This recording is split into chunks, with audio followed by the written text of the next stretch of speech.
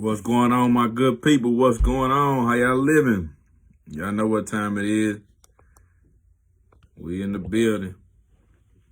We in the building. Tune on in.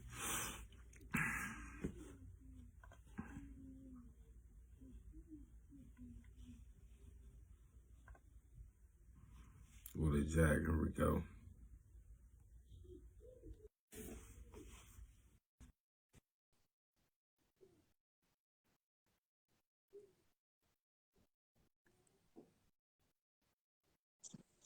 There you go. Willie Jack, what's going on with you, my dog? What's going on, man? I'm chilling, man. You know, just one of those days, man, trying to get everything squared away. How was your day today, sir? One-on-ones, boy. One-on-ones, man. Sound like it It was was one of the ones for both of us today, dog. yeah, it was crazy. The day went so fast, but it was too fast. I didn't get nothing done. You know what I'm saying? It was just, I was moving and grooving all day long. I looked up and it was go time, and I'm still, yeah. I got you. Mom's in the building. Happy birthday, Moms. What's going on? She already here. Mama, what's going on? Yeah, happy birthday. Yeah, boy, man. Hey, boy. We turned up pretty good last night, Mom. Hey, we you kicked it turned for up Mom's pretty birthday, good. bro? Hey, boy, it was a fool, boy. It's some foolish footage of me somewhere out there, boy. Some foolish footage. It's some foolish footage of me out there, out here fucking around. I take it you was partaking a little bit last night. You know what I'm saying? Partaking in some of the festivities. Man, was I? Man, yeah, man. Too much fun, but no, it was a good time though. Good, man. Good. Well, we're gonna get him in here, Willie Jack, man. Oh yeah, for sure. Yeah. And no problem. Go ahead, do your thing, Willie Jack. I'm sitting here. Mm-hmm. I'm about to share this thing as well. And pretty soon, in just a minute, we're gonna go ahead and get this thing going, my brother. We're gonna go ahead and get this thing going.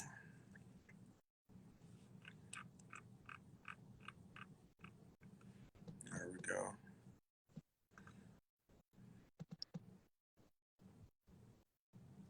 Cool.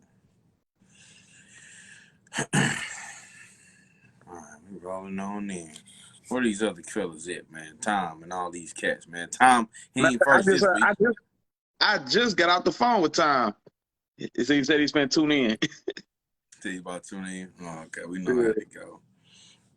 Miles and all these cats, man. They need to come on in here. They playing games. They know what time it is. Already. Yeah, dog. All right.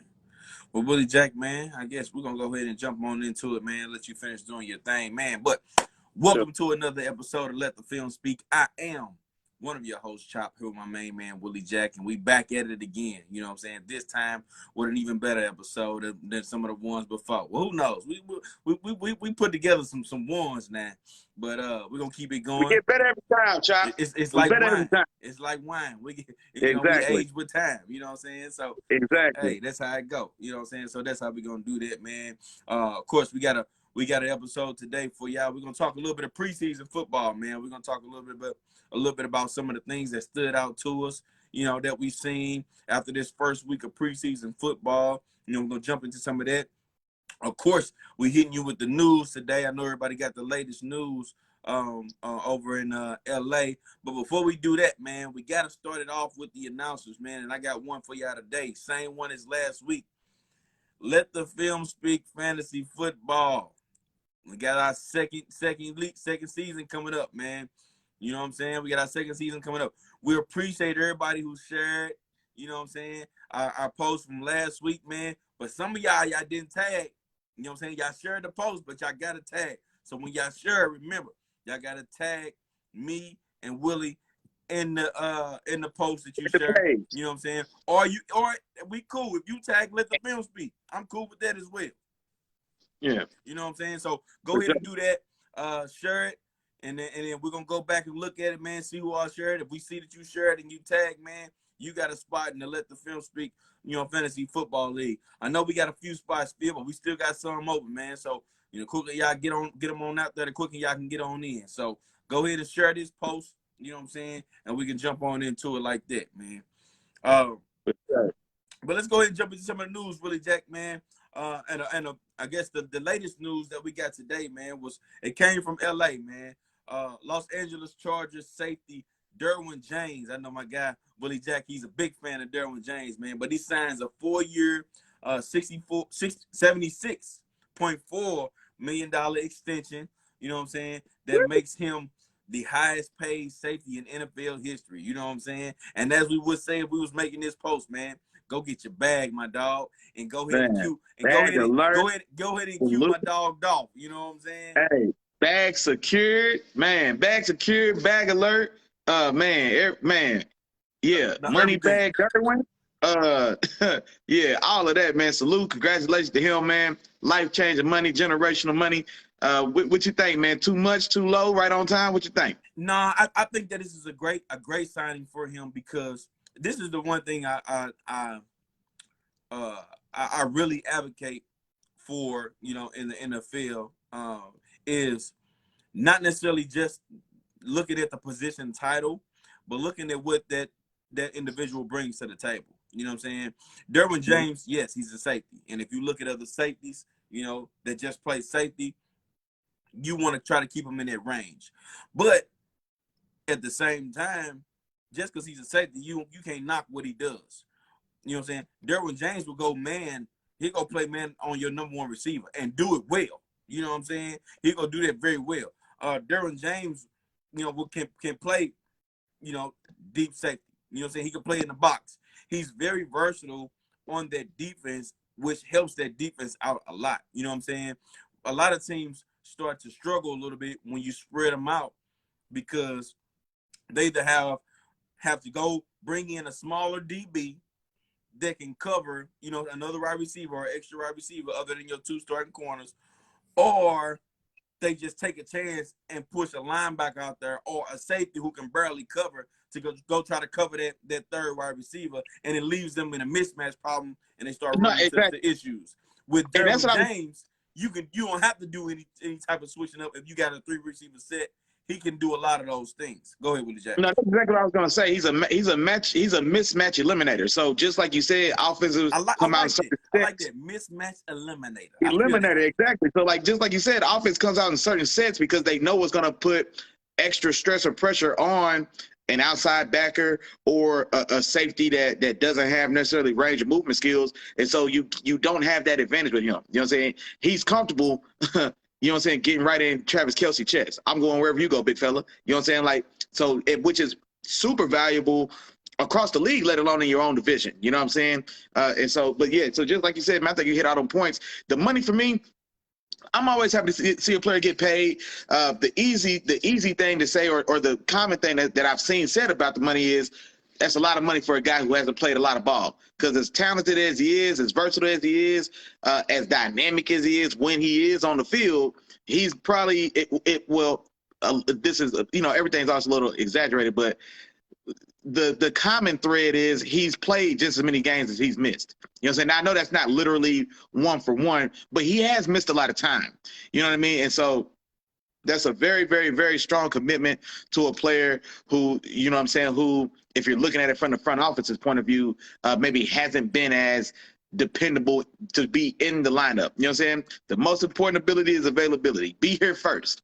You know what I'm saying? You got to be here first. It's 76. Well, what was the guarantee? Like 54 guaranteed or something like that? I didn't see the guaranteed amount. I thought I had seen the guaranteed one. It might be like 46.8 guaranteed or 54 guaranteed. So I thought I had seen some numbers, but roughly 45, 50 million guaranteed. Like I said, that's a lot of money, man, for a guy who spends just as much time in the tub as he does on the field. You know what I'm saying? So, but that's the thing, man, about this game. Injuries can't be avoided for whatever rhyme or reason, man. Some players tend to get bit by the bug more than others. Unfortunately, so far for him, he's been that guy. But like you said, man, pay me for what I could do, not what I can't do. And what he could do is be one of the best safeties in this league when he's on the field, and that's how he just got paid. So I'm all in for it, man. Salute to you, Derwin. Stay healthy, my brother. And yeah, man. Salute, man. Congratulations. And to your point, Willie Jack, if not the best, you know what I'm saying, in the business. So, you know, man, yeah. you watch that man play. It's a short conversation, man. Him and maybe 2 or 3 other guys, man, that you could say legitimately, could be in that conversation. So, but yeah, he's definitely a guy I think comfortably. Most people have him top 3 comfortably, and I would think even more people may even have him, if not in that top spot, maybe 1 or 2. But yeah, he's easily a top 2, top 3 guy for sure. Okay, gotcha. All right, moving on, Willie Jack, man. We had a pretty short news day today, but I thought we'd have a little bit of fun, man.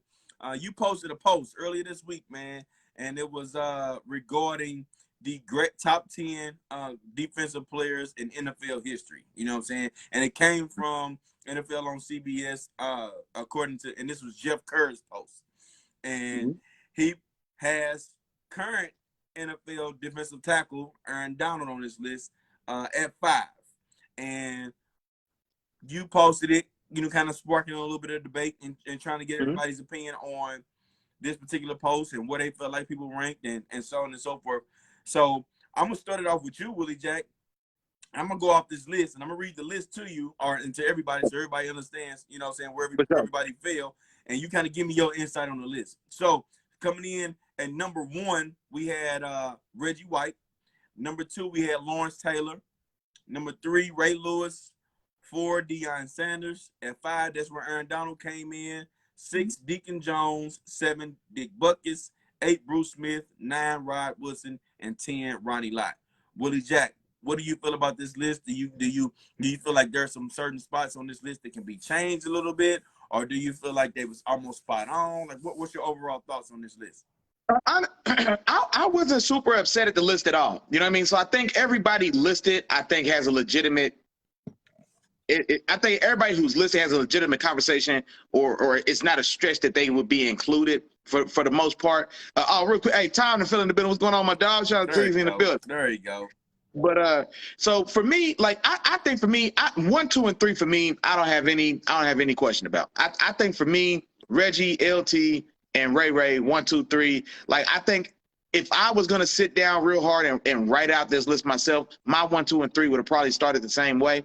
I think 4 is where the first spot where we can like entertain some type of discussion or movement. Now, Prime is a top 10 player, defensive player of all time for sure. You know what I'm saying? But if you wanted to make an argument for somebody else, like 4 is the first spot when I would probably listen to discussion about who needs to be where. You know what I'm saying? But I don't think Prime at 4 is a bad rank at all, though. AD at 5, I don't hate it. You know what I'm saying? I don't hate it at all. The biggest thing, the bigger questions for me were, and you know what's funny? Tom's in here because me and Tom was talking about this list over the weekend as well, where namely Tom's question was Dick Butkus. Dick Butkus at 7, being that a guy that played so long ago, is it one of those things like where we're comparing Walt Frazier to Steph Curry? Like Walt Frazier can't play in this league. You know what I'm saying? So as great as he would have been, it don't matter. He don't need to be in nobody's top nothing with these guys. Whether or not that was the thing going on with Dick Butkus. And so we kind of went into it, and I actually looked up and kind of did some more due diligence on Butkus while I was with their time, because like I say, he's the guy in the 60s, man. I just know the legend. I don't know nothing about the player. Miles in the building. What's going on with you, big dog? He said he liked AD at 5. But when I went and looked at Dick Butkus, bro, and I was like, man, that boy got some accolades on him. So as impressive and as dominant as Aaron Donald's all-pro run has been, Dick Butkus had the same thing, but in the 60s and 70s. Dick Butkus, he only played 9 years, Chop. 8 of them was all-pro. 5 first team, 3 second team. The only year he wasn't all-pro was his rookie year. You know what I'm saying? Now, this is another thing as well. He's all-decade. He's an all-decade team member, bro, for the 60s and the 70s. The boy played 9 years. He's on 20 years of all-time great players. You know what I'm saying? He made the all-decade team in the 60s and the 70s, which is crazy impressive. I don't know how many guys are on multiple all-decade teams in the league's history. I meant to look that up because I would imagine that's a very short list. I don't know if he's the only one, but I would imagine I'd be surprised if there's more than 4 or 5. You know what I mean? Yeah. Here's the thing. What I told Tom, here's the thing for me that I think, you know what? I'm going to say this guy could have played in the 90s. 80s, 90s, I think he still could have played for sure. Because the game was still, it wasn't just as wide out spread 7-on-7 like it is now. He is going to have a problem with today's speed. You know what I'm saying? But this is a guy that had 27 career interceptions in a league that didn't throw the ball. There may have been 12 pass attempts per game in a lot of his games. He had 27 picks. This is a guy that also recovered, I think, like 33 fumbles. They had an unofficial stat for how many fumbles he forced. They was somewhere around 30 as well. So this is a guy that was a turnover machine. You know what I'm saying?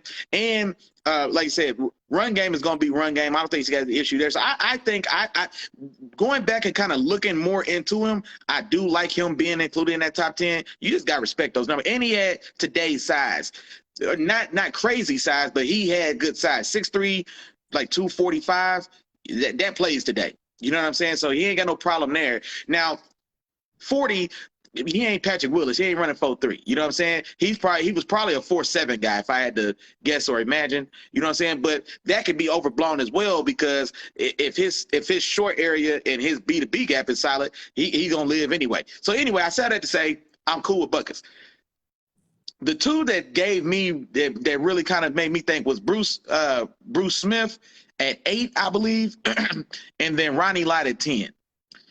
Bruce Smith and I hate when we talk like this, Chop, because I never want to sound like I'm disrespecting the legend. I never want to sound like I'm qualified at all to be a guy to say the things that I say. You know what I'm saying? But Bruce Smith to me always felt just a tad overrated. You know what I'm saying? Like, it just well, maybe I shouldn't say overrated, but all right, I'm just gonna get out of that. Bruce Smith's spot was a question for me, or one that I would say I wouldn't mind seeing another name in there. And then Ronnie Lott as well.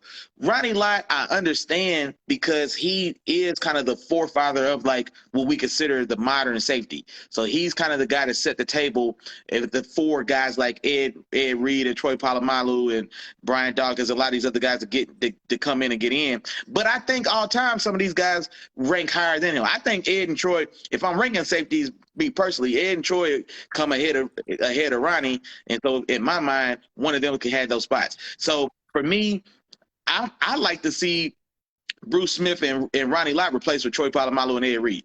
That's just me. That's like me personally, or like that'd be something I like to that I would entertain, or even maybe a couple other players that maybe deserves consideration. But those two spots I would say are maybe up for grabs. I do think Ronnie Lott is going to come in on that list. He's not going to be far. He was at 10. He's not going to be far past that. Maybe he's 12 now, but he's definitely in that top 15 for sure for me.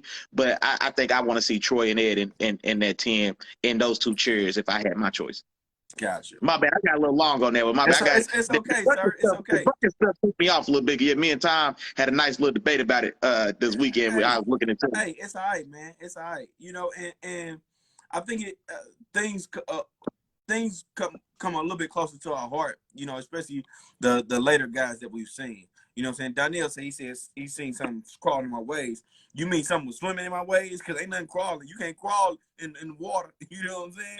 You can't crawl in water. You missed something with swimming. You know what I'm saying? But I'll let you slide with that one. Anyway, you know, but you tend to be a little bit more favorable to the things that oh yeah, the players close to your heart, the ones you've seen in your chapter. You know what I'm saying? They pull a little bit more of those heartstrings than some of the players that you've never seen. So I get and understand why an argument can come up for a guy like a Dick Butkus and you know, even well, Bruce Smith is not as he didn't play as a long time ago. No, that's the 90s. That's modern football. You know what I'm saying? Yeah, that's modern football. That's modern football. But he was a little bit more of a one-dimensional passer. Well, one trick pony, bro. Now, I didn't want to say it. I didn't want to disrespect him, but exactly. Now, yeah. Don't get me wrong. He's a 200-sack guy. You know what I'm saying? He's a 200-sack guy. But at the same time, I don't know if he belongs on this list. You know what I'm saying? On this list, when I look up and down this list, I'm looking at guys who weren't one-trick ponies. You know what I'm saying? All these guys could do multiple things. You know what I'm saying? Starting from Reggie White at number 1. He played inside and outside, the run and the pass. And he did both of them exceptionally well. You know what I'm saying? Even with prime time, yeah, you can talk about him not being as physical, but he played offense, defense, and special teams, and he did all those very, very well. You know what I'm saying? And so a lot of these guys did those things. Rod Woodson, Ronnie Lott, both played corner and safety, you know what I'm saying, at a high level. You know what I'm saying? All these guys did things that were great. But so Bruce Smith was one of those guys I felt like was too high on this list. And yeah, those were the next two guys up for me too, the Troys and the Ed Reeds. You know what I'm saying? And I think I got one more for you too here in a minute. Go ahead and finish. I got one more for you. I think they both have arguments to be within this conversation, within those 8 to 10 spots. Now, the one guy up this particular list, I feel like maybe has the I don't know, maybe the huger impact, and I think stays, maybe Ronnie Lott. You know what I'm saying? Rob Wilson was a tremendous player, and is definitely in this conversation for sure. You know what I'm saying? But when you look at them and put them side by side, you know, a guy like Troy and a guy like Ed, you know what I'm saying? Those guys have conversations. You know what I'm saying? There's a conversation to be had in there. You know what I'm saying? So, oh wait, you talking about taking Rod Wilson out?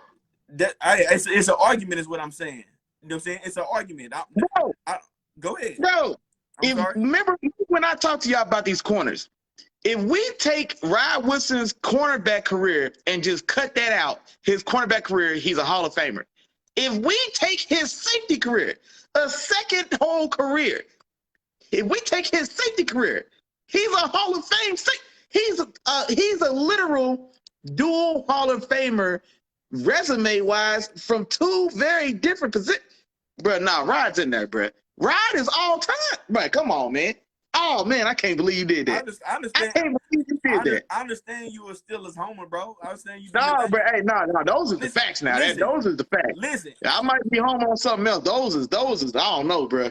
Bro, you talking about a guy that's at number 9. You know what I'm saying? And he's in that conversation. No, you talking about taking them out. No, now the places and that's one of the reasons why I said that Prime might be a little high for me at 4, because Prime was an excellent player, but he wasn't without flaw. You know what I'm saying? And so I think we kind of romanticize Prime being at 4. I think, like I said, I'm not mad at it, but I think it's up for discussion. Now, am I gonna say that Prime was 5 places ahead of Rod? I don't necessarily think so. Like, I don't necessarily think that Prime, the leap from Prime to Rod was 5 places on this list. I just don't think so. But no, I can't believe you would take Rod out. Boy, Rod is Hall of Fame at 2 separate positions. This is a different conversation. Imagine if Ed Reed was also an all-pro cornerback, because that's Rod Wilson. I mean, a different style of player. I mean, not that he didn't play. But what I'm saying is just like an all-time caliber safety that also had a separate career. Like if Ed Reed had all-pro corner years, like a decade. I get what before. I understand what you're saying, Willie. And what I'm saying is it's a conversation to be had, because he had. I think he would have had a very, very great career at both positions. I still don't think he played the safety position at a higher level than Ed Reed or Troy. You know what I'm saying? In my opinion. You know what I'm saying? Not necessarily higher than, but that level. I mean, bro, like they in the same room. I don't know. I mean, we talking about tiers like this. We're not talking about a drastic difference. You know what I'm saying? I don't want you to get it confused and think I'm saying there's a drastic difference between the level of play. No, that's not what I'm saying. We're talking about inches here. You know what I'm saying? We talking about centimeters. We splitting hairs. Yeah, we're right. We splitting hairs. Yeah, we splitting hairs here. And I just want to give some credit to, like you said, a Ed Reed, a Palomado, and even a guy to me like a Charles Woodson. You know what I'm saying? That is a phenomenal player and played multiple positions, and they just had wonderful careers. Okay, but I do want to touch on higher in this list too, right? And just give my explanation, because at first I felt like, I don't know, I think Aaron Donald better than the 2 guys ahead of him. But when you go back and look at it too, I'm okay with it in the sense of Ray Lewis. His career was twice as long as Aaron Donald's is right now. You know what I'm saying? Dion Sanders played a few more years as well. If I had to pull it, I didn't even look it up and see. But I know Ray Lewis did, and I know Reggie White had a long career. The thing that was tempting for me to put Aaron Donald in that conversation or maybe above these guys is the fact that since year 2 into now, he's been in the league 8 years now. So for 7 of his 8 years, he's been the best defensive tackle, in the league. You know what I'm saying? Whereas we can look at Ray Lewis, and there was multiple times within his career where he wasn't the top guy or the top 2 or the top 3. You know what I'm saying? There was I won't go. I don't want you speaking for yourself now. I ain't gonna go that far. There was a I time. ain't gonna go that far. There was a time when Luke Listen, Kuechly and Patrick Willis was in the league at the same time. Well, okay. Well, I didn't know you was like when he was 40, a 40-year-old man. I mean, that goes without saying. Like, but I'm talking about like these players all at their best. Like, hey, bro, Ray one of them ones. Yeah, these like, players. I'm looking at like we grading them. I'm looking at it like we grading them just at their peak. Because I think at Ray's peak, he didn't necessarily. I'm not gonna go as far as to say he redefined the position. I'm not gonna go that far. You know what Ray Lewis did to linebacker, what Dion Sanders did to corner. You know what I'm saying? Like he was kind of like he ushered in that new era of like modern linebacker, like what Dion did as far as being that guy, or being the guy that more so that's credited that we think of now as like ushering in that wave of modern corners, like just like we said about Ronnie Lott as well. Now Dion had Rod right there with him, but like I said, Dion sits at the head of that class, and he's kind of the guy that kind of like. There's a Jalen Ramsey because of Dion Sanders. You know what I'm saying? Or like that's the tree he comes from. Like, you know what I'm saying? So guys like that. And I think a guy like Ray Lewis was definitely the tree for Pat and Luke. You know what I'm saying? Like they came off his tree. You know what I mean? I hear you, but if, like you said, if we talking about primes, I don't know if it's a better prime than Aaron Donald's. You know what I'm saying? Like if all these players are at the peak, at the top, I'll give Reggie White that. But that's it. Reggie White, and the reason why with Reggie White is because Reggie White, he can, and Aaron Donald can play in and outside. But I think Reggie White played better against the run than Aaron Donald. I think that's a fact. Reggie White was just dominant, period, as a defensive lineman.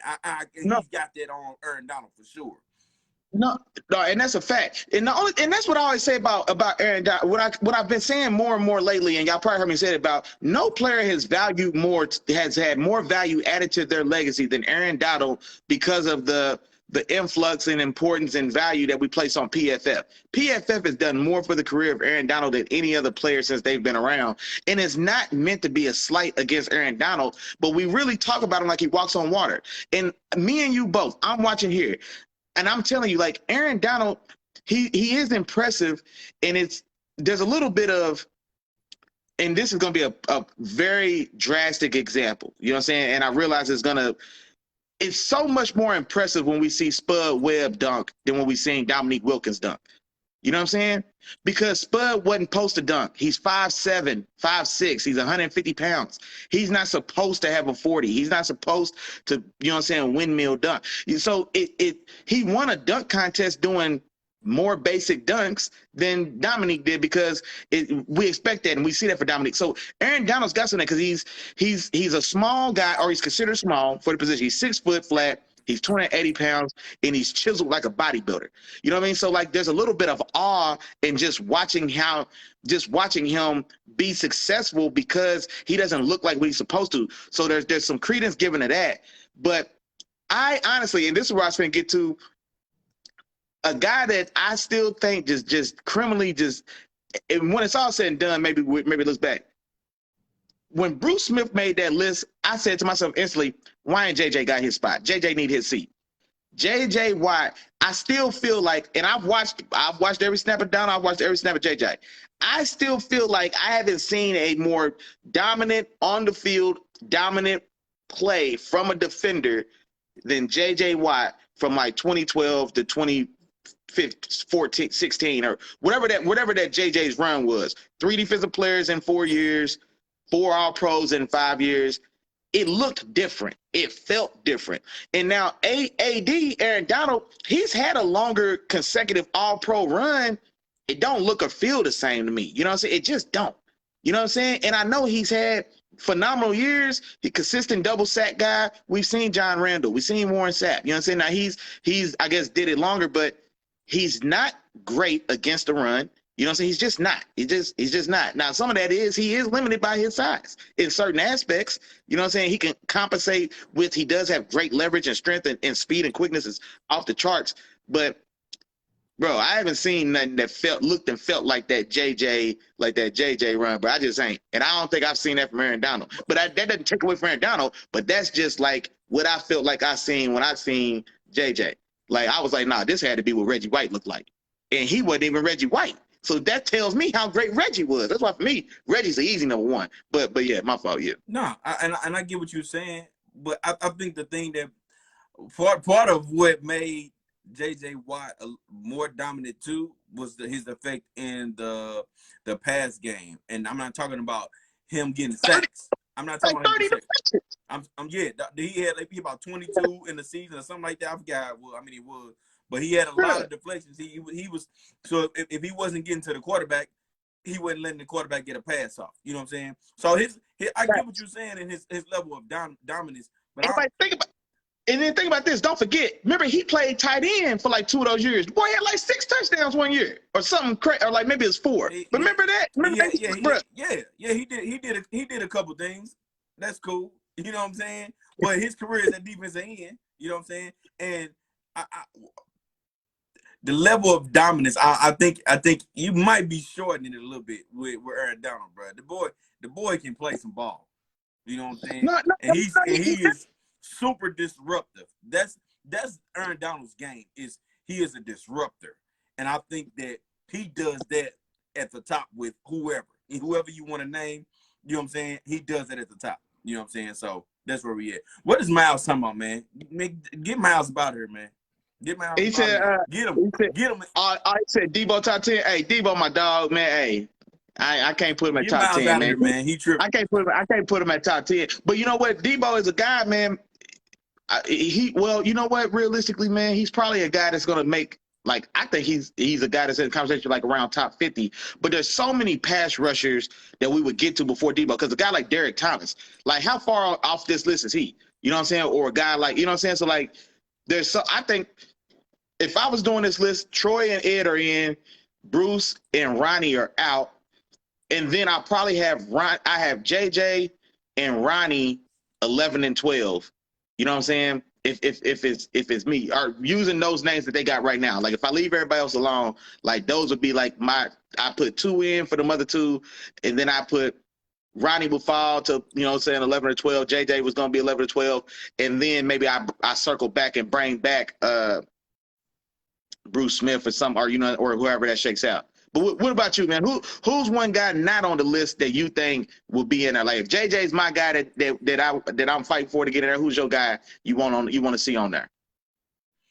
I think it better not be nothing foolish, Chop. You got that look on your face. No. I just think Ed is the best safety, man. I think he's the best safety to play the game, bro. He's on here for me. Ed makes this list, man. And it was, in fact, there was a lot of people. It was a few people in that Ravens room that'll tell you, like, Ed was a better player than Ray. A few people say that. You know what I'm saying? Nah. I mean, you. I ain't gonna say that, because so much of Ed, that front 7 is what made that defense. Ed reaped the benefit of what was literally one of the most dominant front 7s, and even his outside corner play was excellent. Chris McAllister and what was that other dude they had out there for a while? Samari Rowe. And Samari Rowe, bro. There was eight Pro Bowlers on that defense. You know what I'm saying? 4 All-Pros, and maybe 6 All-Pros. So the other 5 All-Pros besides Ed Reed in the backfield, all the other 5 All-Pro caliber players were in that front 7. You know what I'm saying? That's where you had Ray Lewis. Terrell Suggs came on. They had Adelius Thomas, who was a baller, you know what I'm saying, when he was there with them. Then he went to New England and didn't pan out.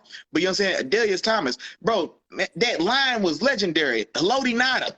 You know what I'm saying? Tony Siragusa before him, Sam Adams. They had, like, bro, Peter Bulwer played next to Ray Lewis in those early 2000s. Bro, they had real monsters everywhere.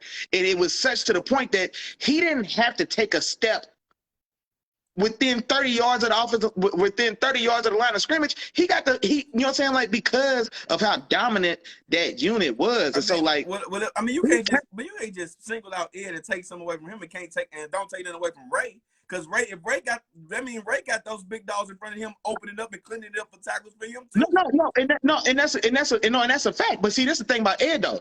Ed has that's the thing about Ray though. Ray's got roughly 30 interceptions. Any roughly 30 interceptions? I don't know. Or he's somewhere between 20 and 30 interceptions. He's Yeah, also he's got somewhere 31. between. He's got 31. That's first off, he got more interceptions than Darrelle Revis, or he has almost as many interceptions in his career as Darrelle Revis. So don't tell me that Ray didn't mean just as much to that pass game as anybody else. Like he was equally, just like we said with Reggie, equally dominant, the best you could be against the run in the pass. Like, bro, Ray was that at linebacker, because we keep remembering old Ray, bro. Think about But Willie, right now. Hey, that's 2 interceptions a season. You know what I'm saying? I mean, Darrelle Revis had, bro. I don't know, but Darrelle ain't played 17 years either. But he played corner, and all he did was touch passes. He didn't fight off 300-pound linemen to get them interceptions. He didn't sort through trash to get them interceptions. Ain't fight off 300-pound linemen to get interceptions either. He was in coverage. He ain't fighting off no linemen to get interceptions. Well, you ain't also fight off linemen in the mix of getting interceptions, because you know what I'm saying? Like, one play you fighting off a 350-pound man trying to sit on you. But my point is, you know what I'm saying? Like, Ed Reed's got what, 20 more interceptions than Ray Lewis? And Ed Reed played safety 30 yards down the field, didn't have to worry about no other real responsibility anywhere else. So like Ray's pass Ray locked in at number 3, bro. For me personally, I think Ray got. I think them first 3 and that's fine. I didn't say anything about moving his spot. I'm saying all I said was there were some people in the Ravens with the Ravens that said they thought he was a better player. I didn't say he was a better player. I said there were some people who thought he was a better player. Hey, I said that to just say how good Ed Reed was. That was my point in saying no. You know, Ed's all time. Like, you know, Ed's all time, bro. We talking free safety, bro. That starts at Ed Reed. You know what I'm saying? Like, yeah, I think Ed Reed 1, Ronnie Lott 2. I mean, you know, we know the names, but yeah. Gotcha. All right. Well, Willie Jack, let's go ahead and move on, man. Let's move into what we got here for, man. We're gonna talk a little bit of preseason. That was fun. We got a chance to talk about, you know, who we thought the greatest defensive players of all time was. Who knows? Maybe we come up with the greatest offensive players of all time. Or is that fair? Is that fair? Because is it gonna be a list full of quarterbacks, Willie Jack? I don't know, man. But yeah, I don't want to go into it. But it shouldn't be. And you know what? I didn't see if they put a list out like that as well. But I don't think it should. You know what? I'm gonna make an offense list. I'm gonna make one. All right. Don't even sweat it. We can do that then. We can go on and go on to the list and make it happen. You know, y'all know I love ranking stuff anyway. But before we jump into what we got going for y'all today with this preseason, man, I'm gonna remind y'all again, and I'm gonna let Willie Jack remind y'all a second time. Miles, he in the building. Like we told him last week, he got his spot. We got a few people who did what they were supposed to do last week. But check this out, man. Let the Film Speak Fantasy Football League, man. It's the second year, starting this year. If you want to join, I need y'all to share this right now. Share this live and tag us. Don't forget to tag us. We have people share it last week and forget to tag us. Share it and tag. Either tag Let the Film Speak, or you can tag me and Willie Jack. You know what I'm saying? Whatever you want to do, share it. You know what I'm saying? Tag us, and we're going to get you in, man. We're going to get you a spot. We're going to lock you in. And this year's Let the Film Speak Fantasy Football League, man. We only got a few weeks left.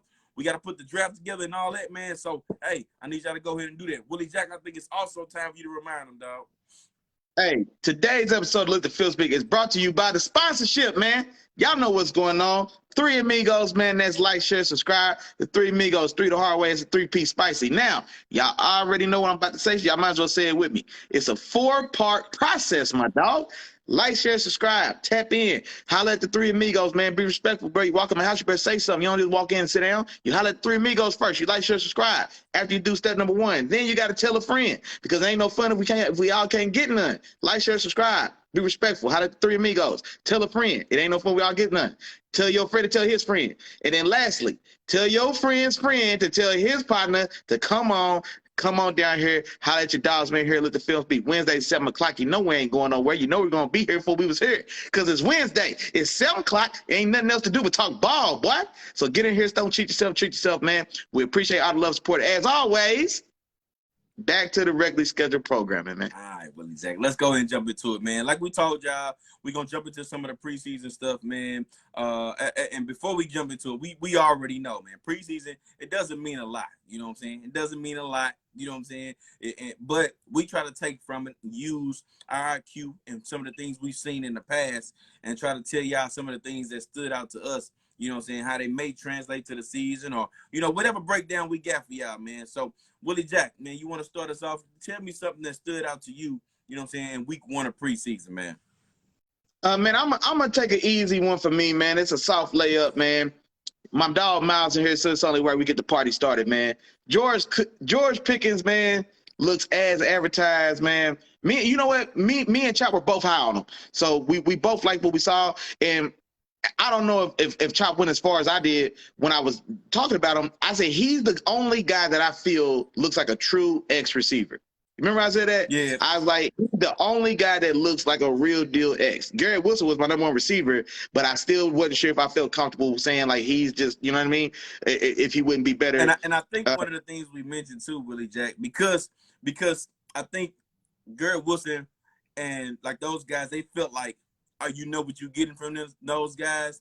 With George Pickens, it was like, all right, we see if this guy pans out, he looks like a star. He looks like a straight star. You know what I'm saying? Right. I know that was more so, you know, in my opinion. I don't want to put no words in your mouth, but that's kind of because I know he dropped a little bit on the draft board as far as wide receiver rankings, but he looked like he could be a star, man. If he's the guy that had those makings. Yeah, he's the guy that you just seen him. It just felt right. It just looked, you know what I'm saying? Like he's the guy, man. And so now the stats are going to be, you know, moderate preseason. I think he only played with the ones. So I think he played the first 2 series, 3 catches for 43 yards. He had a highlight touchdown grab, man. So over the shoulder at the back pylon, man, right in the basket. Excellent toe drag. The boy looked like he wears size 16 shoe, big ass feet. I don't know how he got that second foot in there, man, but just an excellent highlight worthy catch, man. So did what he had to do, got up out of there. Before he got up out of there, there was a famous clip, and I think I even talked about the clip when I reviewed him in the draft, where you see him like just run out and abuse You did. Yeah. He caught somebody in the preseason game, bro. Same way. Yeah. Same way. Lined up. You thought it was going to be easy because run play? Nah. Let me come introduce myself. Got in that boy chest and, you know what I'm saying, laid him down about 4 yards down the field. You know what I'm saying? So, man, I mean, dog is getting so overplayed now. It's so funny seeing all the people. I hate that so many people use it now. Like, bro, y'all just got hip. Like, y'all don't even, like, everybody using it now. Y'all just got hip. Like, man, y'all need to chill. But I don't even know what to say now because now it feels commercial when I say it. Hold on. Before you move on, Woody, why don't you tell us, man? What's a dog? Tell everybody what's a dog so they can stop using it somewhere. What's a dog? And see, and this thing about it, bro, a dog don't mean that you like statistically just go put up numbers. That don't make you a dog. Exactly. You know what I'm saying? Like, oh man, dude went out there and went crazy, bro. He had 1,200 yards last year. Yeah, he a dog. No, he ain't. No. He just bumped. You know what I'm saying? He just got off. He clown. Yeah, for sure. He ain't no dog, though. You know what I'm saying? Dog's something else. Dog's something else in here. You know what I'm saying? Where, like, it's intangible. That's the thing about it. It's intangible. You know what I'm saying? Playing with a certain edge, a certain chip.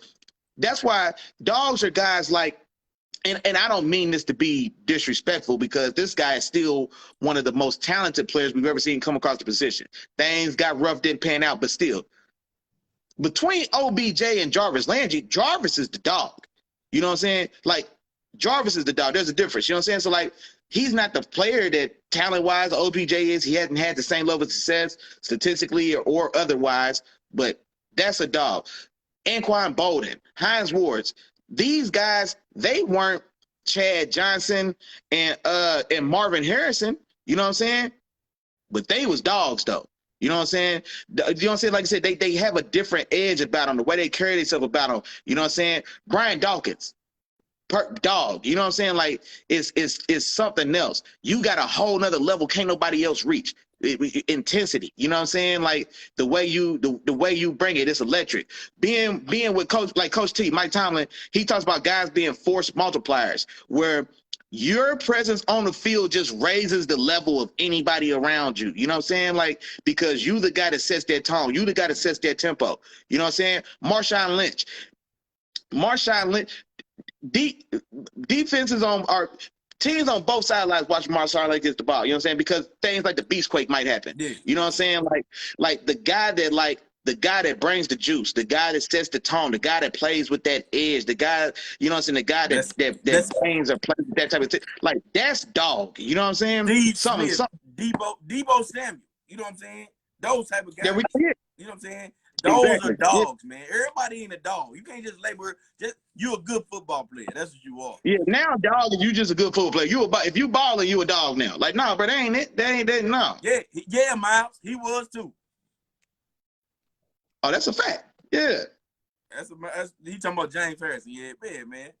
Hey, I said, what happens when that gimmick tough guy stuff don't work? That's the thing about it as well.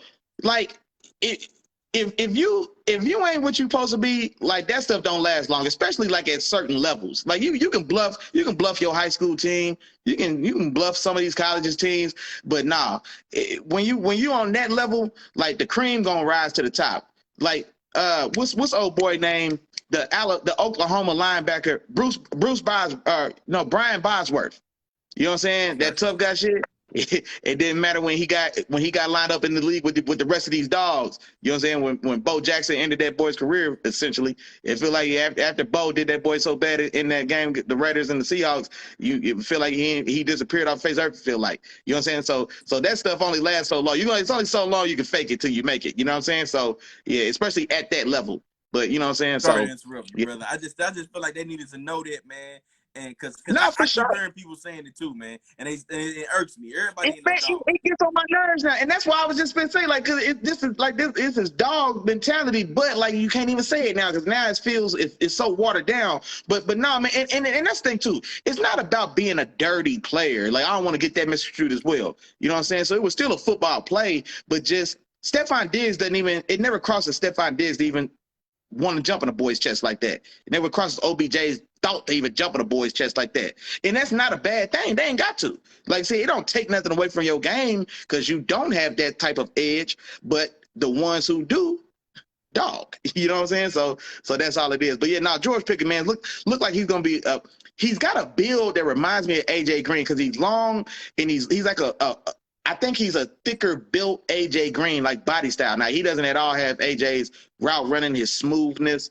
AJ Green was a Cadillac, bro. Like, AJ Green, he was a strider as well.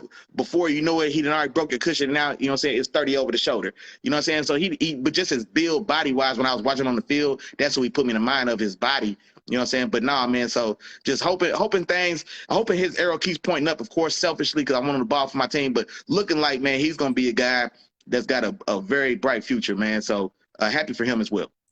Gotcha. And Willie Jack, I like that, man. And I'm actually gonna stay in that same particular area, man. And as far as things that stood out to me. And Willie Jack, I don't know if you did all players, but I kind of switched mine up a little bit. You know what I'm saying? As far as what I said. No, go ahead. But mine, it actually included George Pickens in it, but it was an overall view. And for me, what stood out to me was it stood out to me why the Steelers are a great organization. Okay, and I'm gonna break it down to you like this, right? For as far as this offseason and when camp started and everything, we've been hearing a lot of hype and a lot of different news about the quarterback position. You know what I'm saying? Between Mason Rudolph and Mitchell Trubisky and Kenny Pickett. You know what I'm saying? And Kenny Pickett, he's been taking reps with the third team pretty much all camp, right? Mm-hmm. And I've been watching it long enough to know that don't mean nothing. None of it mean nothing, honestly. None of it means anything until the season starts and the real bullets start to fly. You know what I'm saying? So Kenny Pickett has been getting reps with the third team all camp. You know what I'm saying? And then it's been this hype about if Kenny Pickett is going to pan out, if he's going to do what he needs to do. You know what I'm saying? Then you come see that first preseason game. He goes 13 to 15 for 95 yards and 2 tubs. All right? Now, most people say, big deal. You know what I'm saying? He did it against backups, and it's only a preseason game.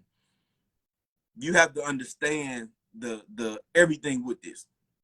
One, Kenny Pickett was the type of quarterback to come out where he didn't have all like the the tons of highlight type plays. He wasn't quote unquote special. He didn't have the special athletic ability and crazy arm strength and all that type of stuff.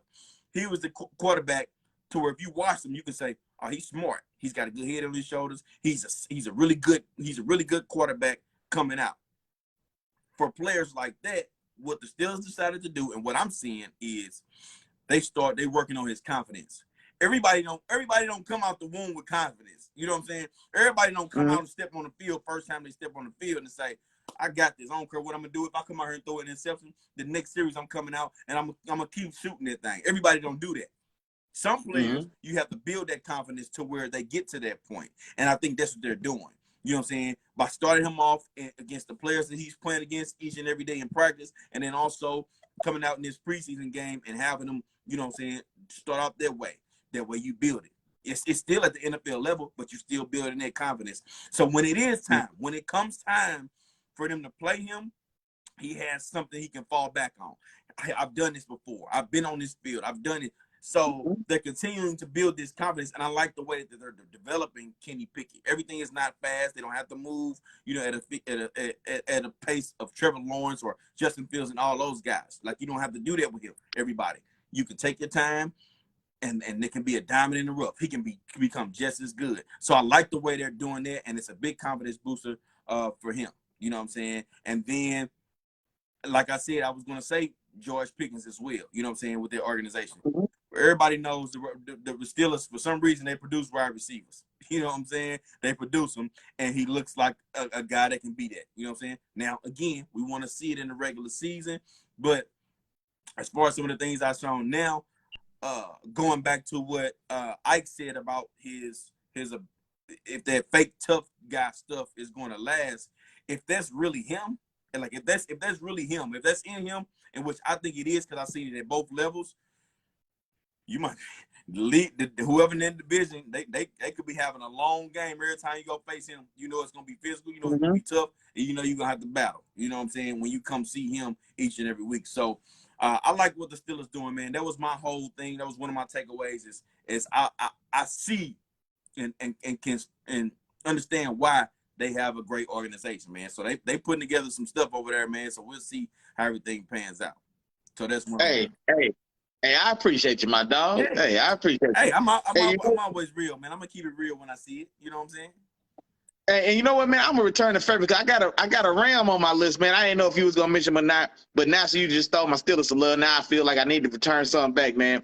Y'all got a young dude for y'all, man, to show his ass the other day, man. He got a Montana State? Let me know. Let me know. Boy, go by the name of Lance McCutcheon. Yep, that's him. Was it Montana State? I couldn't remember. Montana State. Lance McCutcheon went for 3 tubs in the week 1 preseason game against the who y'all going? Don't matter. Don't even matter. Yeah, exactly. Preseason, it don't matter. But 3 tubs, and it wasn't just. These were combat catches. With you know what I'm saying? Mike Thomas calls combat catches. I think it was the Chargers. Oh no, I think you're right. Okay, yeah. But these was combat catches. So he went on the top floor of a couple boys. Yeah. He hit a couple boys like this. Yeah. Hey, yeah, excuse me. I'm going up there. You know what I'm saying? And so aggressive catches, man. I think 2 of them touchdowns definitely probably should have been defensive pass interference. You know what I'm saying? Or at least one of them for sure. I think his last one, the third one on the right side of the end zone, I feel like he had a dude like that dude had his shoulder pad or something like that. Yeah. Okay, yeah. Didn't matter. Number 3, Trey White. 3 of them things. Didn't matter at all. And so that's the guy, man, just to see. So he was a guy that he just popped, man. It's hard to score 3 touchdowns and you don't make no noise, man. So wanted to shout him out, man, give him his flowers, man. Lance McCutcheon, I'm going to say his name 2 more times. Lance McCutcheon, and my dog that told y'all, man, out of Montana State. And so if I don't know nothing else about him or his positioning, I'm pulling for that guy now, man. I want to see him make y'all roster. You know what I'm saying? Hopefully it pans out. Hopefully he plays well the rest of his preseason, man, and gets himself a spot. So shout out to you, sir. Salute, man. Just want to give you a shout out, man. Give you some love, give you some roses, man, because you did your damn thing, man, the other day. Out of Montana State, Lance McCutcheon. 3 of them things. And I'm gonna stay there with you. I'm gonna stay there with you. Grown man catching, chop. McCutcheon be McCutcheon. You know what I'm saying? McCutcheon be McCutcheon. I'm just gonna tell you like that. You know what I'm saying? Hey, so I'm gonna stay there with you, bro. I'm gonna stay there with you because he is another guy You know what I'm saying? So I guess I'm just jumping with you, bro. I had him on there too. Hey, for sure, yeah. But he is one of those guys, and it's crazy because I started to do a little bit more research on him and start looking up more film on him and see, all right, what type of skills does he bring to the table? How can he help our team out? But that's what he does, though. Like what you seen in that preseason game, that's what his highlight tape was nicknamed Mr. Back Shoulder. That's crazy. His highlight tape was nicknamed Mr. Back Shoulder, and I'm telling you, that's what he did. I mean, he created separation and a lot of stuff too, but that was mainly what he did. You put the ball up, he go fight for it, and that's what he did. You know what I'm saying, in that preseason game. And yeah, I want to see him make a roster spot too. You know what I'm saying? Especially with, of course we got the Cooper Kupp and we got Allen Robinson we brought over, and then we got Van Jefferson. He's over there and he was our third wide receiver and probably going to be our third receiver this year. But we needed another guy after that. Once last year, once Woods went down and once Odell went down, it was Van Jefferson, and then there was another guy. It was number 18. It was a wide receiver. I forgot his name. But the dude that came in there for OBJ in the Super Bowl dropped a couple passes. He dropped a couple of them. You know what I'm saying? Was yeah, I remember. Yeah, I don't remember his name, but I remember the player. I feel like Lance can definitely step into that particular role and be a guy to. If he can't do nothing else, you got a 50-50 shot he can come down with one. Exactly. You know what I'm saying? If he can't do nothing else, exactly. And that's valuable. We got a guy that can come in and fill that role and be a valuable part to this roster. You know what I'm saying? Get a few key catches here and there throughout the season. You know what I'm saying? So I like what I've seen too. And yeah, I'm looking forward to seeing what we got in this Lance McCutcheon. You know what I'm saying? Hopefully Lance McCutcheon be McCutcheon all season for us. You know what I'm saying? Be McCutcheon all season. I like it, bro. Real quick, IT asked me, he said, what separation you see? I said, I don't think he was talking about in the preseason game. I think he was talking about when he went back to college. I was talking about in college. Not in the preseason. It was in college. You know what I'm saying? Of course, everybody had him sitting. He had some times where he was running past defensive backs and stuff like that. So yeah. I didn't see much in the field, but I've also seen receivers be okay and be successful without having that much reception, having that much. If you can go get him like that, yeah, I know. I remember one of them guys' name. What was his name? Damn, Calvin Johnson, I think. Nah. Yeah, didn't really separate much, but he can go get that thing though. He can go get that. You said Mike Evans. What? Oh. My fault. hey, boys gotta do what they gotta do, man. But go ahead and run one back though, man. So we kind of tag team that one. Go ahead, and give me another one. I'm gonna go over to Tennessee, man. And I'm gonna go Malik Willis, man. Backup, of course. Backup QB over in Tennessee behind Tannehill, and I'm just gonna say, man, he looks like he might end up being special. You know what I'm saying? Now, to me, when I watched him, he was playing. One of the things I look for it. When you see a player when they first get out there on the field, is I like to see if they look like this game may be a little bit too big for him. You know what I'm saying? If the spotlight is a little bit too big for him, and he didn't look like that. You know what I'm saying? Now the specifics of it, you know what I'm saying, could be something a little bit different, but he didn't look like the game was too big. You still saw that same level of confidence, the swag on him that he had, coming out of Temple. You saw the arm talent, the mobility. You know what I'm saying? We saw all those different things that we saw for him coming out of college on that field, you know what I'm saying, this past week when he was going against some of the other NFL guys. And that's what I love to see, and I saw a lot of it, and it gives me hope. And Tannehill better play well. You know what I'm saying? Tannehill better play well enough to keep his spot. Now, don't get me wrong, Malik Willis still showed a couple things that I still feel like he needs to grow from. And also, like, I think those were things that he'll eventually learn. I know there was one specific play where he rolled out. It was actually like a little bit a 2-minute drill. It was like 22 seconds on the clock. They were like the 50-yard line, and he rolled out to the right. And instead of throwing the ball away, he tried to make a move, end up taking the sack. You know what I'm saying? Clock kept running. You know what I'm saying? And they kind of hurt the team there. And I think as he goes, you know what I'm saying, he's going to learn how to be better at those type of things as far as being a pro quarterback. But from what I've seen overall, man, I just liked how he showed a lot of that confidence that he came into the league with. So that's what I said saw from Malik Willis, man. No, real quick, and then IT in the building, man, coming through hot and strong, man. We appreciate you. He said Malik holds the ball for too long, and very good observation, because he does, and that's going to happen with a guy as underdeveloped as he is. He's so raw. The level of talent that he was playing with coming out of was it Liberty? You know what I'm saying? It was, you know what I mean? It's not even night and day. It's night and day going for college and NFL anyway, just for the majority of players. But coming from a lower level like that, it's night and next week. You know what I'm saying? It ain't even night and day. So that is going to be some stuff. I was actually going to I didn't know he was going to be one of the players you spotted out, but I was going to bring up something to you about Malik Willis. He got benched in the preseason game by Mike Vrabel for not throwing the ball. And so I was wanting to get your thoughts on that anyway, so it's a perfect segue. So I guess I'll give you mine then, so we talk about it. I'm not mad at that at all, because it's really driving home the point that we're not going to – I took it as this. I took it very constructively. I took it as Mike Vrabel is determined not to let him be another victim of his own athleticism. Facts. Like, we know you can run the ball, bro.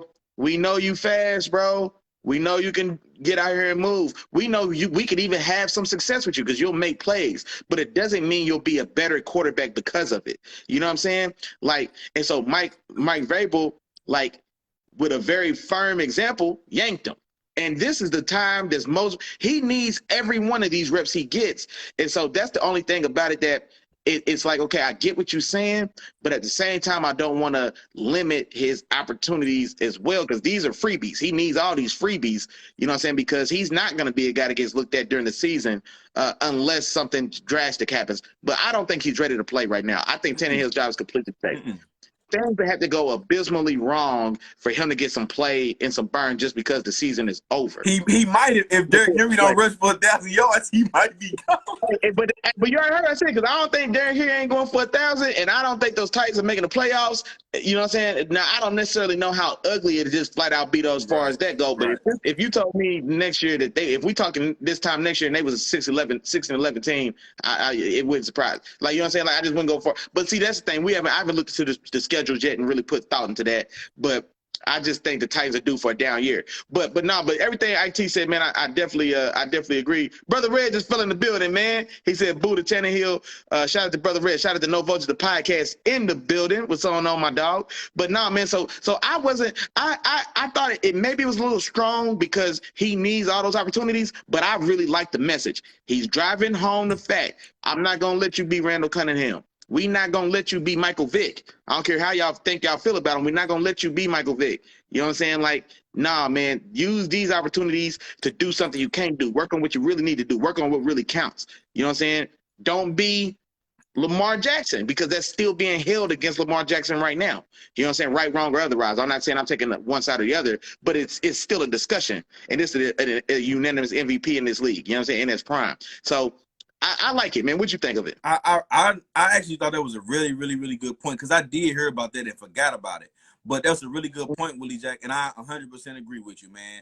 And I'm going to tell you one other thing that it says by him doing that. It says that Mike Vrabel has a plan, and he's sticking to his plan, and he's going to make Malik Willis stick to the plan as well. Even if I have to pull you down a couple notches. That means that by taking those reps away from him, that means I already know for a fact I'm not playing you, from the start of the season. We got our quarterback. We're not even going to entertain this. You know what I'm saying? I'm not playing you. You're going to have plenty of opportunities. But more importantly, I need you to understand this is how it needs to be done.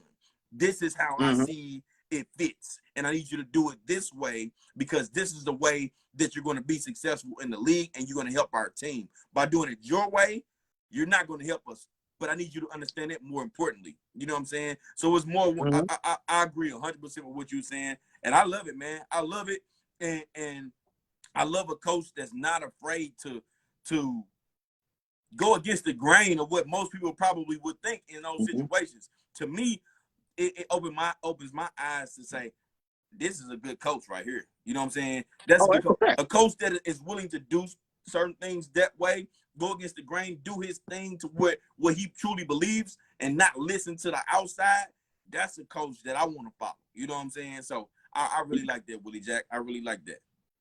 And my bad. And then real quick, man, because Ike Turner, he had also posted, he was talking about the Lions and the Chargers game, and he made a point about the amount of penalties. Can Brandon Staley control that team? They had over 120 yards in penalty yardage. Now, and I commented on it, it's like, it is preseason, so we are, everybody gets leeway for wins, losses, penalties, things like that. Those are things that are anticipated.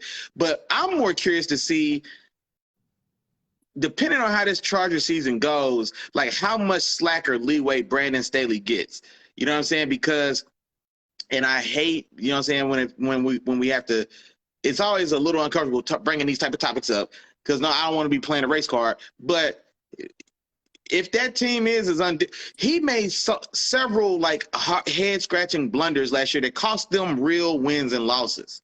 You know what I'm saying? Now, it was a rookie year, and so you can give him a mulligan. Man, it's a first-time head coach. He was already a young coordinator anyway. This guy's like 36. He'd been a coordinator, I think, for that was his first year as an official coordinator. So he's a super young guy. He's learning on the job as well. But in that same token, we've seen other coaches, Black or African-American, wherever makes you comfortable, you know what I'm saying, that don't get that leeway, that don't get that runway to go out there and bump your head a couple times. You know what I'm saying? We've seen guys.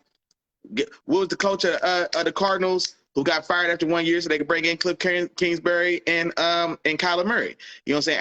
After 1 year, you know what I mean? So we've seen Raheem Morris, who hasn't got another look at a head coach, but when he filled in Tampa, I remember that year when he filled in as the head coach in Tampa, they won 10 games, and it was one of those years where it just happens, 10 wins wasn't enough to get you to the playoffs, so they didn't make the playoffs. And then fired the next year, I think, after like 4 or 5 games.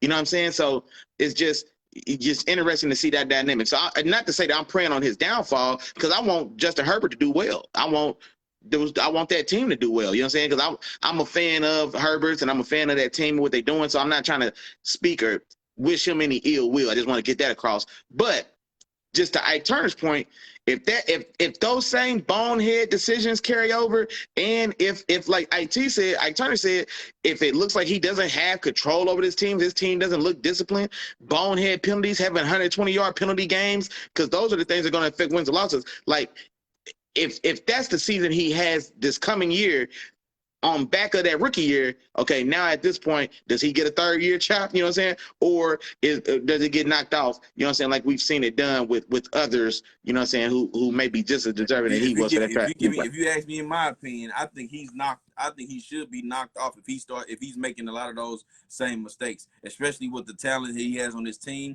because to me, it would be no question about it that he'll be holding this team back.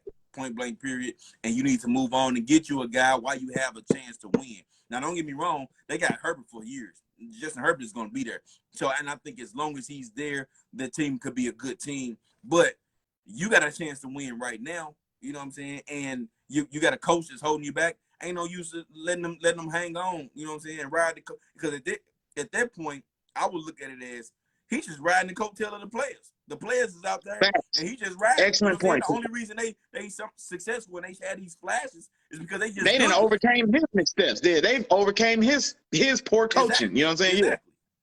Because the defensive guy, that defense was that defense was more than spotty, boy. They went and spent some money on it this year, so we'll see. But man, for all the talent they had on that defense, boy, it was way too many 35 to 45 shootouts for me. Right. You know what I'm saying? When your defense is the reason you there. But no, that's an interesting thing, man. I didn't want to miss it. He had a good comment. Shout out to you, Ike Turner. We appreciate you, big dog. And Brother Red, might as well touch his right here too. He said Sean Payton is looming for one of these jobs with a nice young QB in place, man. Man, what? Man, Sean Payton gonna do with Justin Herbert? You kidding me? Sean Payton was so desperate to have Sean Payton was so desperate to have an athletic quarterback that he made us all believe. He made y'all believe that Taysom Hill was a real viable option at quarterback. That's how bad he wanted somebody athletic. Now imagine him getting Justin Herbert right now in his man. Come on, stop it. Hey. Yeah, that'd be crazy. Well, hey, you can bet the house on that. Hey, I put the house up on that. We can bet the rent money on that. Sean Payton and Justin Herbert.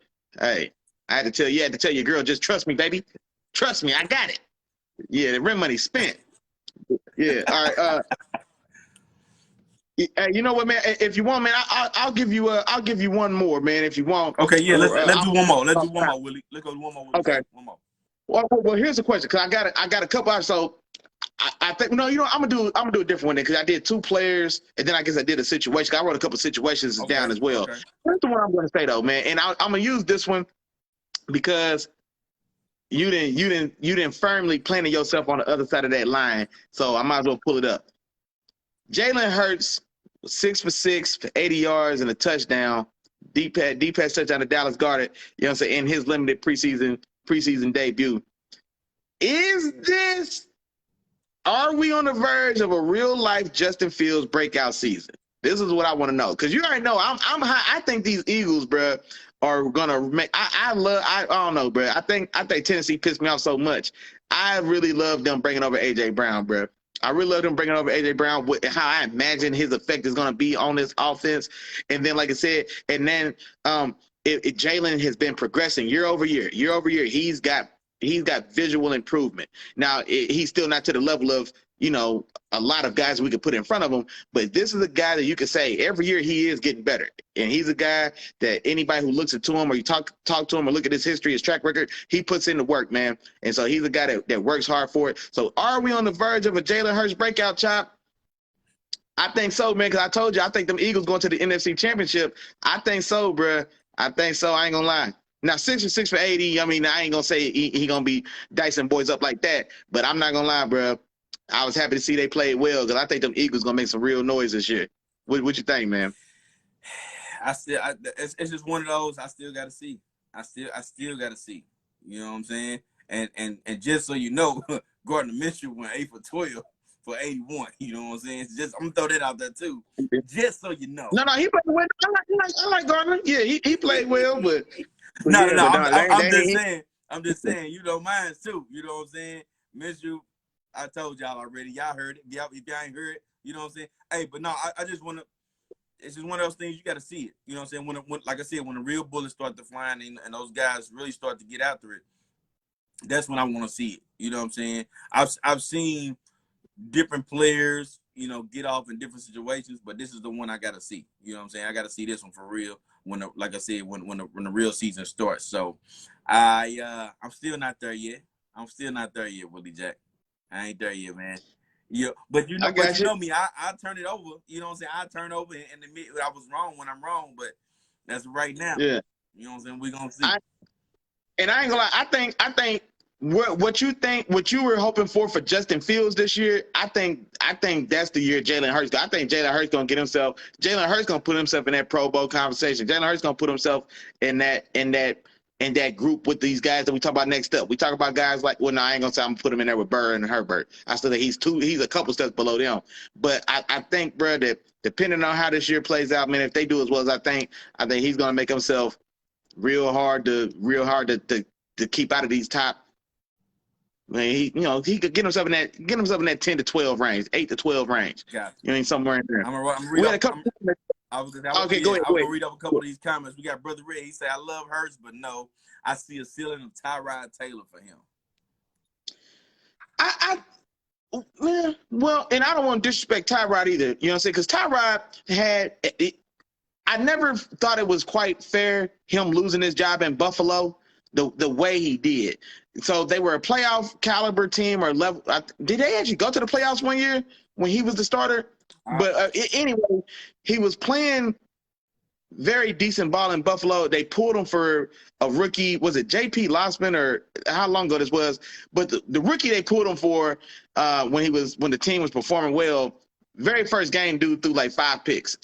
And they like the very first game, I literally think he threw like 4 or 5 interceptions in that game. The first game he started in place of Tyrod, and it just felt like there just wasn't a good enough rhyme or reason. And I can understand why, like if it's one of those situations where you got Alex Smith and Patty Mahomes, or you got Alex Smith and Colin Kaepernick, where like the guy who's in behind them is like has the ability to take us to the next level. But that wasn't the case, man, and he just never got a fair shake. He also just had bad luck. He got his lung punctured when he was slated to be the starter in Houston. Found out that his lung had been punctured when he was he on the Chargers that year? Yeah, he was on the Chargers. He was slated to start over Justin Herbert, and they had a random, like the medical staff for the Chargers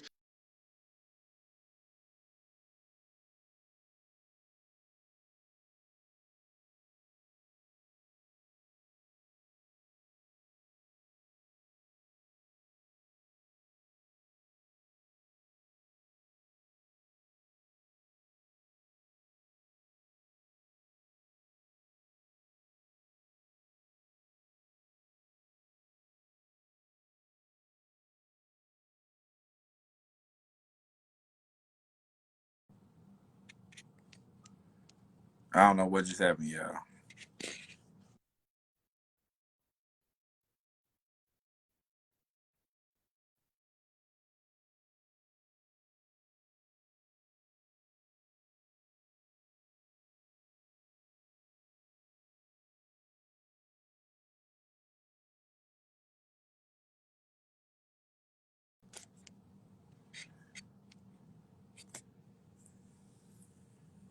Oh man, I was talking and then I noticed that you was froze.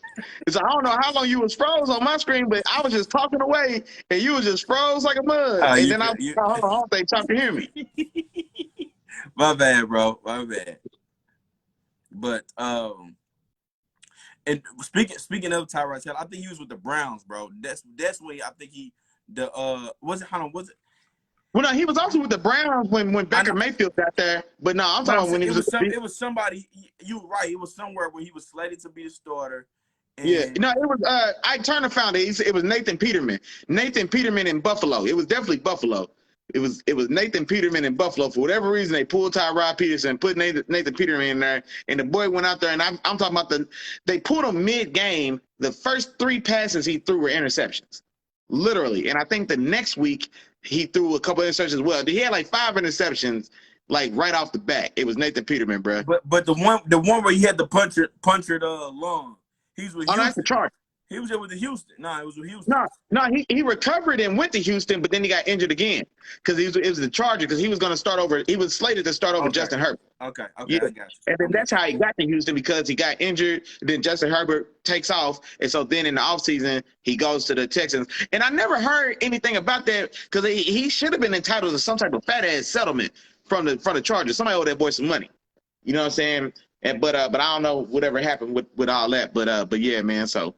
But yeah, no, that was a question I was gonna have, man. Or you know, real quick, man. One more, just quick one.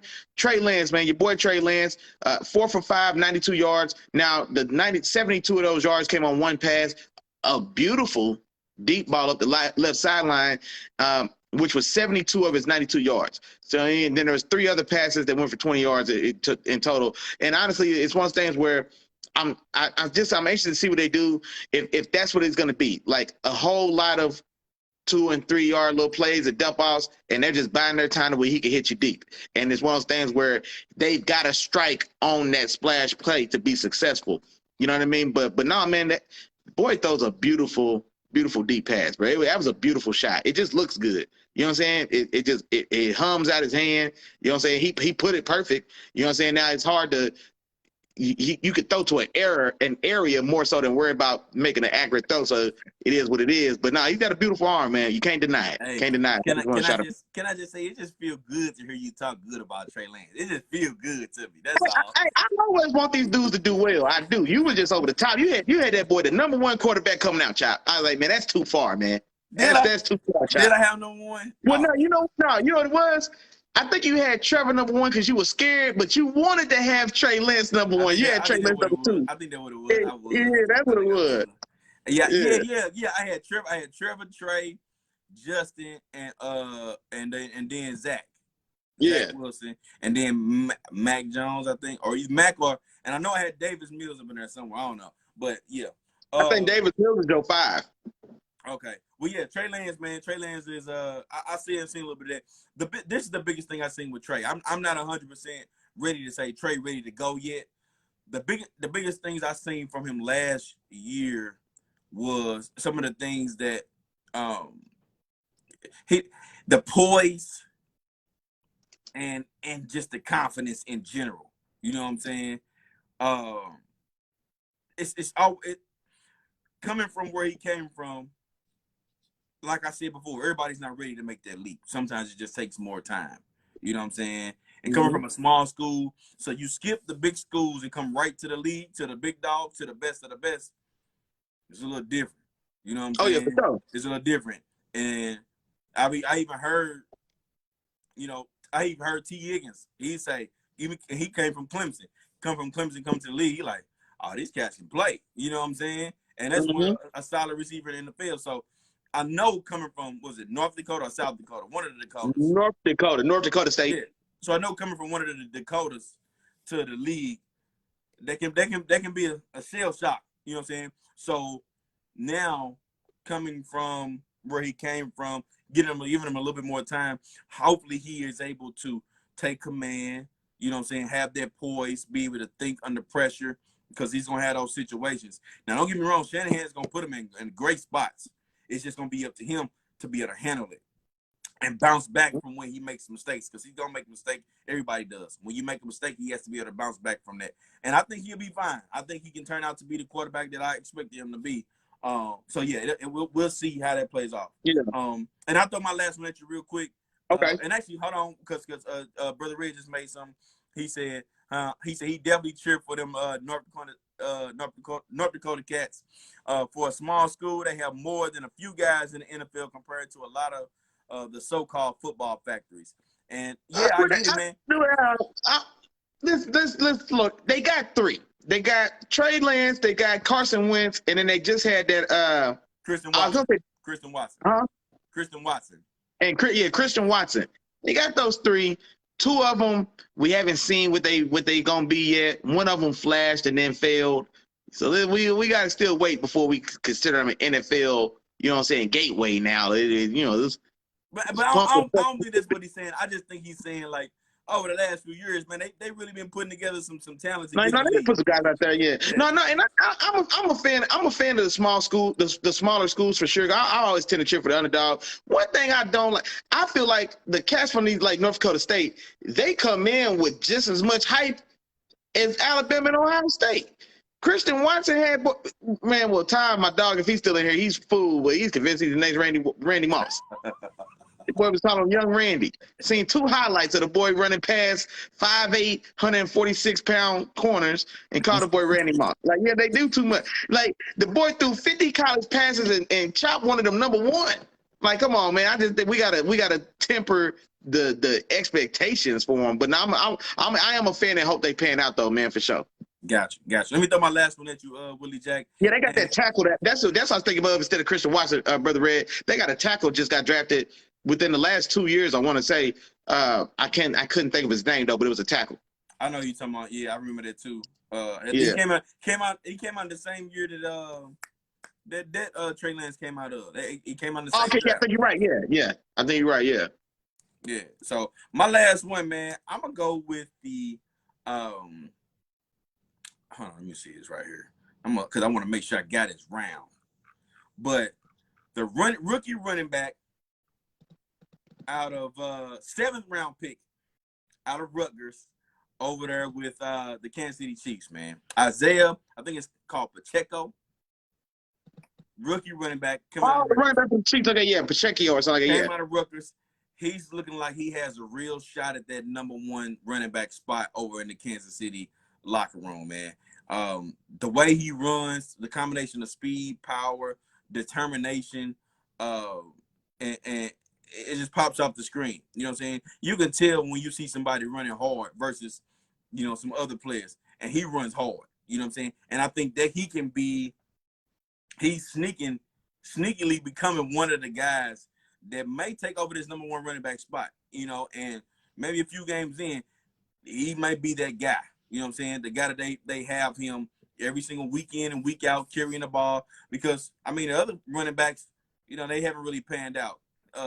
Clyde Edwards-Helaire, he's been hurt for his first 2 seasons, and then when he's there, you know what I'm saying, I don't know if they fully like what he's been doing and bringing to the table.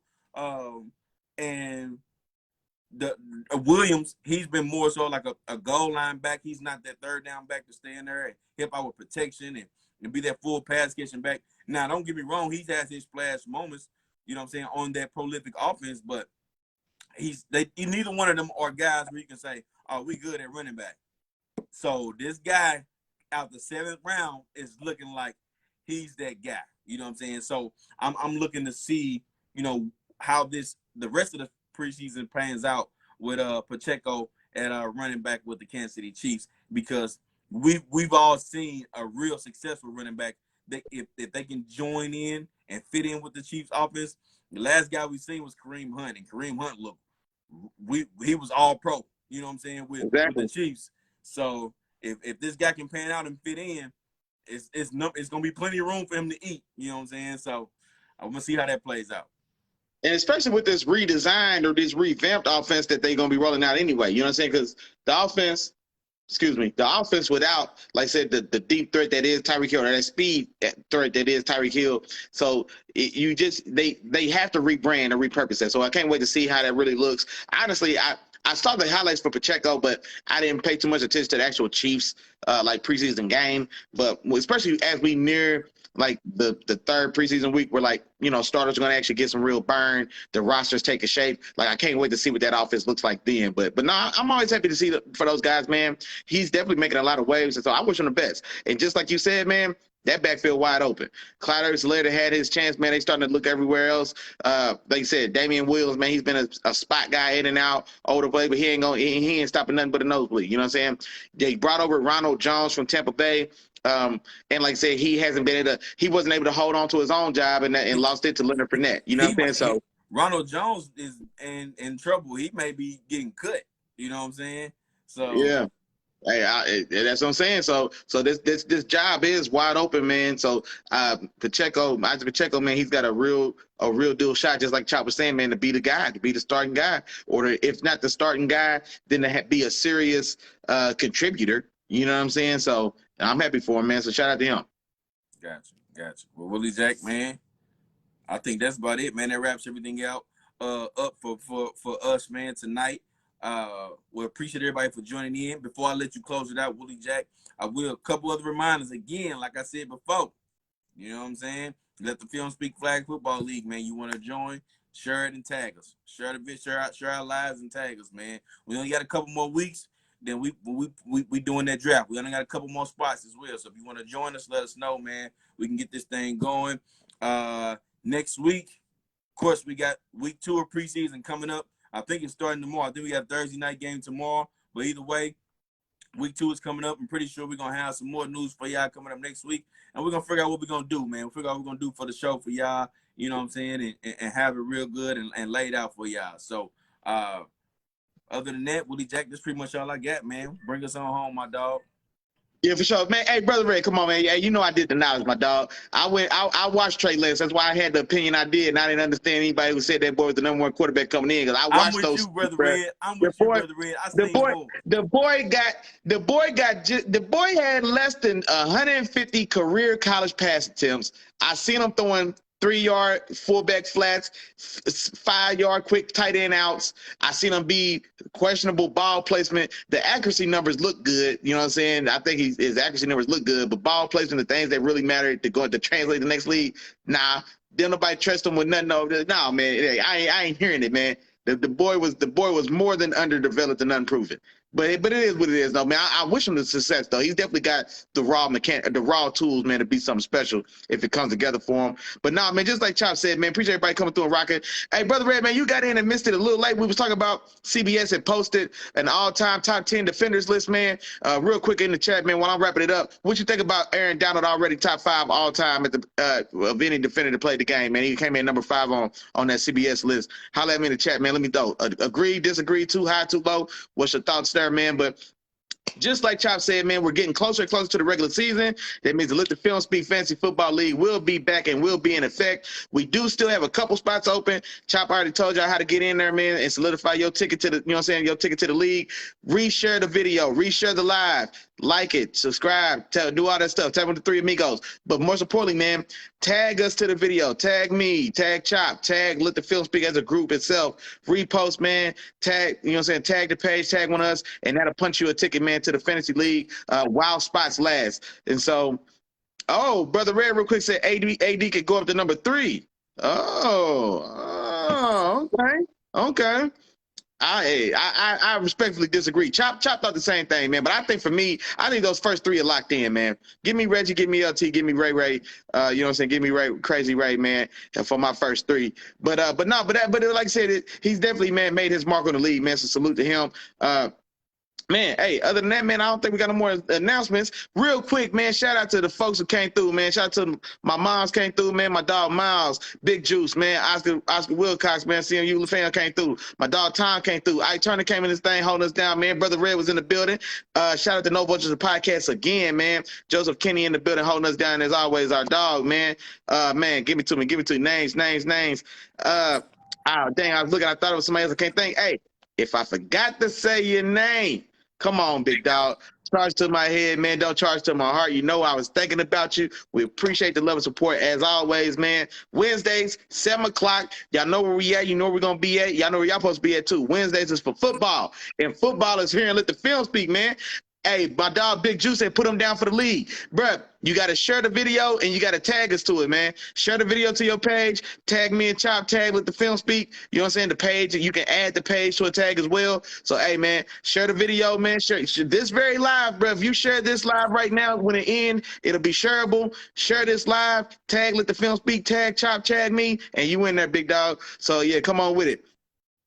Real quick, Brother Red said in his lifetime he's only seen Reggie and LT more dominant. Sorry, killer. Ray Lewis. hey, man. Hey, bro, I had some we had some very good discussion about that. You know what I'm saying? We had some very good discussion about that. And I don't want to get too straight because we're wrapping it up, man. But nah, man. Pure runs of dominance, man. I'll give you LT and I'll give you Reggie, man. JJ needs to sit at that table. JJ need to sit at that table, man. We just talking about his run of dominance. It looked different. It felt different. It was more impressive for me watching. But it ain't about a run of dominance. You got to do. No, that's these what guys we're been talking doing it for a long time. His run of dominance. You know what I'm saying? But that's just me, man. We'll have to you know what I'm saying, we'll have to find a venue where we can, you know what I'm saying, where we can get in there and talk about those type of things, man. Ike Turner said, league him. League me. Did you do what you're supposed to do, my dog? We got you. Share the video, man. Tag me and Chop, tag the page. Share the live for us, man. And you in that thing, man. I'm gonna be looking for y'all. We're looking for y'all, Oscar and Ike, man. Hey, do what y'all supposed to do, man, and y'all in there. But hey, other than that, as always, man, appreciate the love and support, man. Yeah, y'all already know what's going on, man. Couldn't be here without y'all, man. We be here without y'all, but we couldn't be here without y'all. We still be here arguing about football, believe that. But it's way more fun and enjoyable, man, getting to share it with y'all, man. And so we appreciate the love and support as always, man. Wednesdays at 7 o'clock. We will be right back. Y'all know what's going on, man. Hey, other than that, deuces. We appreciate it. Peace.